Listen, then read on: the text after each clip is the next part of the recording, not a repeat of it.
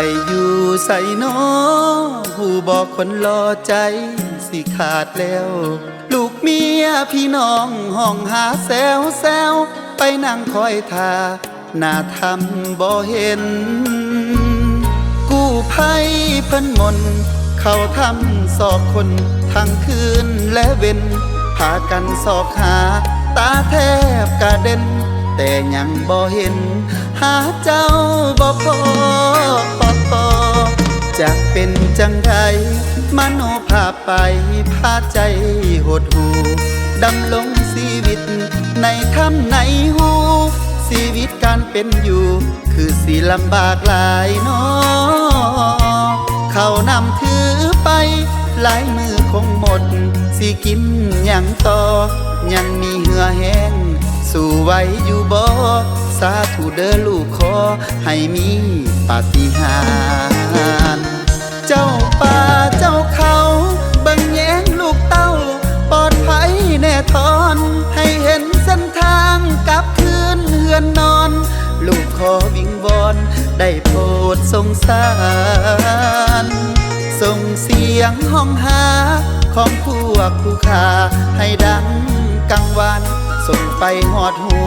คนอยู่ทางนั้นให้มีภูมิต้านทานมีพลังแห่งใจกลับคืนมาสาลูกเมียห่วงหาของคอยท่าเจ้าแนมเห็นแต่คนอื่นเขาบ่ฮู้ว่าเจ้าไปข้างอยู่ไส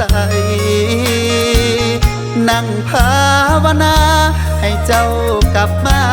ด้วยความปลอดภัยขอให้เข้มแข็งและรับรู้ไว้ลูกเมียยังท่าเฝ้ากลับมาเด้อ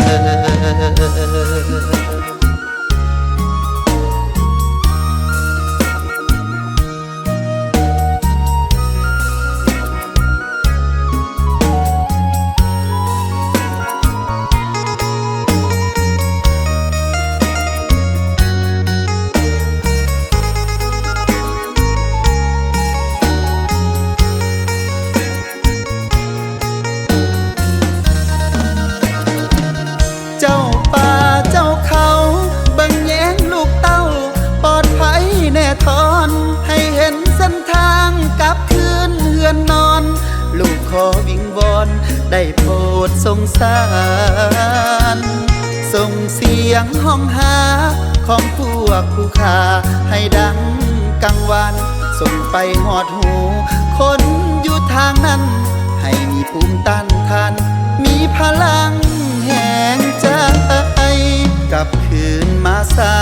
ลูกเมียห่วงหาของคอยท่าเจ้าแนมเห็นแต่คนอื่นเขาบ่ฮู้ว่าเจ้าไปข้างอยู่ไสนั่งภาวนาให้เจ้ากลับมา